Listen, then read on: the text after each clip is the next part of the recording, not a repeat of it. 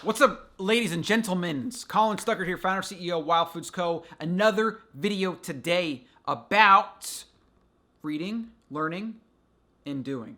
You got to balance the two. You have too much of one or the other, and you're going to run into problems. Let's get to it. The Slight Edge, and I am in chapter 1, page 180, chapter 12, Invest in Yourself.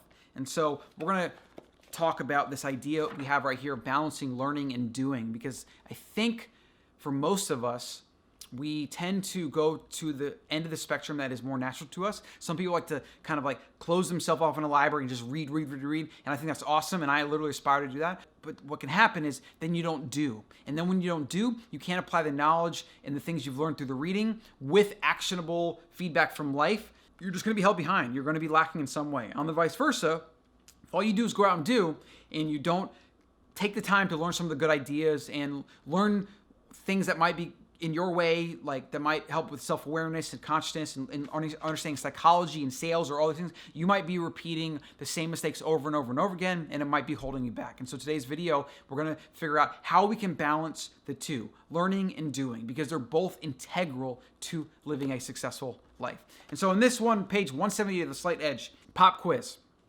5 frogs sit on a lily pad. 1 decides to jump off. How many are left?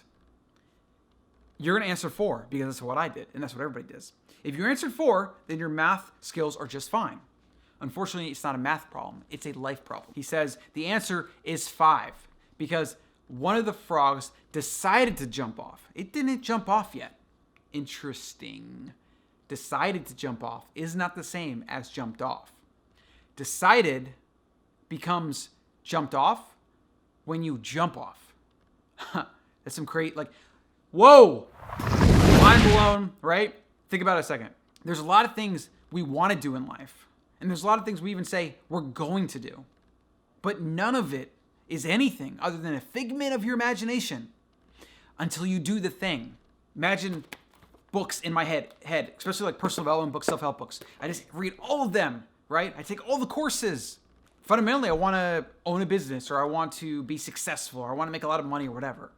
But until I go and do things, none of this matters at all. In fact, it brings me to a Confucius quote he's got in here. Knowledge without practice is useless, said Confucius. But then he had a second line. And practice without knowledge is dangerous. If you just go do, the danger is you get led into places that may not be useful or may not be getting you to where you want to go. And that's where the practice and the reading and the studying and the other things come in to balance out the equation. You need a lot of study and a lot of doing.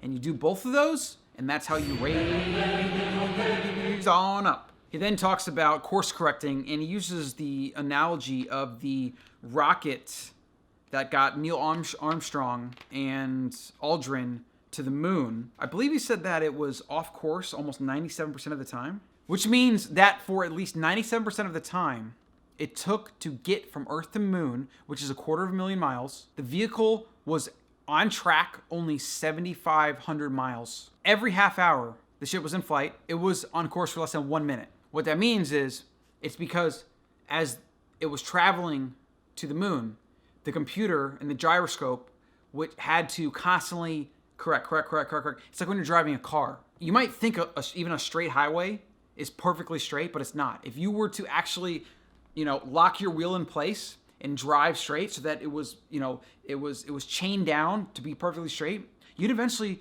very soon, end off the road because that's not a perfect straight line. It's a constant curving, back and forth. And that's why does it look like this when you're driving? Curve. And so the analogy to life is that you're going towards this goal, and if you're not daily curving to stay on path, it's a course correction on a daily basis, then you're going to find yourself veering, and then you do that for a long time, long enough, and you're way off course. Imagine doing that on a highway. You veer off an hour ago, you were veering off even like a slight degree, but then you've been going for an hour and you're like 1,000 miles in the wrong direction. It's such a great analogy. It's really, it makes you think, doesn't it? To actually have that internal gyroscope, you have to have something I mean, you got to think of your goals. You have to be reminded of your goals. I review my goals every morning. It's one of the things I do as part of my morning routine. And I'm always reading the big things I want to accomplish. I'm also reading the things I want to accomplish like the next month, next 3 months, etc. I do that to try to make sure my consciousness is really paying attention to what's going on in front of me. And so that I can also kind of filter out the things that I don't need to be doing that are just a distraction. I didn't really know what this video was going to be about today, but I think we'll leave it at that. You need to course correct in your life. And you also need to be balancing practice with theory, and theory with doing, right? The more that you can spend time learning and then going out in the real world and interacting with people, using quotes you read about, maybe you're in a conversation or a business negotiation or you're hiring someone and you notice that they do or say these things. And so something you read in a book about psychology kind of pops up in your head and maybe you change how you respond to that person as a result, or maybe try a new tactic or whatever. This is what the study does. But at the same time, until you're in the arena with actual people, you can't ever apply these concepts. It's just a figment of your imagination until you're doing the thing. And so I want you to get out and make sure you're doing the thing. Read, learn, study, but also do things. My name is Colin Sluggard, and I approve this message. Thank you for watching. Drop some comments below, slap subscribe, jab the thumbs up, and let me know if there's anything I can do to help you. Let me know if there's anything you want me to record. Let me know if you just want to talk about something. Let's have a discussion. Let's talk about some cool shit, okay? So thanks for watching, guys. Have a freaking awesome day, and go and do something with this information. Go and act, go and read, go and do both of them. Make it a part of your daily life, and I promise you, you're going to get rewards from the effort.